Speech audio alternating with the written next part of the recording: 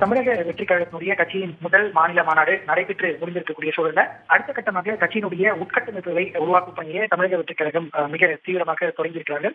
ஏற்கனவே இந்த தமிழக வெற்றி கழகத்தினுடைய செயற்குழு கூட்டம் முடிவடைந்த உடனே பார்த்தீங்கன்னா கட்சியினுடைய பொதுச் செயலாளர் ஆனந்த் ஒவ்வொரு மாவட்டமாக தற்போது சுற்றுப்பயணம் மேற்கொண்டுள்ளார். இந்த பணிகளை முடித்து 2 மாதங்கள்ல கட்சியினுடைய நிர்வாகிகள் நியமனம் தொடர்பாக அவருடைய அறிக்கை சமர்ப்பித்த பின்பு கட்சியின் சார்பாக இந்த உட்கட்டமைப்பு சார்ந்த சார்பணிகளை நியமனம் செய்ய கட்சி தலைமை நியமனம் முடிச்சிருக்கிறது. குறிப்பாக பார்த்தீங்கன்னா திமுகவில் 23 சார்பணிகளும் அதிமுகவில் 18 சார்பணிகளும் இருக்கக்கூடிய சூழல தமிழக வெற்றி கழகத்தில் 28 சார்பணிகள் உருவாக்கப்பட இருப்பதாக தெரிகிறது. இந்த சார்பணிகள் தான் கட்சியினுடைய மிக முக்கியத்துவம் வாய்ந்த நிர்வாகிகளாக இருப்பதன் காரணமாகவே அவருடைய முக்கியத்துவத்தை வெளிப்படுத்தும் விதமாக தான் கட்சியினுடைய கொடியிலேயே 28 நட்சத்திரங்கள் இடம்பெற்றதாகவும் அந்த வகையில் தற்போது 28 சார்பணிகள் உருவாக்கப்படுகிறது. அதே போன்று திமுக அதிமுக தற்போது 2 தொகுதிகளுக்கு அல்லது 3 தொகுதிகளுக்கு ஒரு மாவட்ட செயலாளர் என புதிதாக மாவட்டங்களை உருவாக்கக்கூடிய பணி நடைபெற்று வரக்கூடிய சூழல தமிழக வெற்றி கழகத்தில் 100 மாவட்ட செயலாளர்கள் நியமனம் செய்யப்படுவதாகவும் அதே போன்று 28 சார்பணிகள் என ஒட்டுமொத்தமாக 3,00,000 முதல் 3,25,00,000 நிர்வாகிகள் நியமனம் செய்யப்பட இருப்பதாகவும் தெரிவிக்கப்படுகிறது.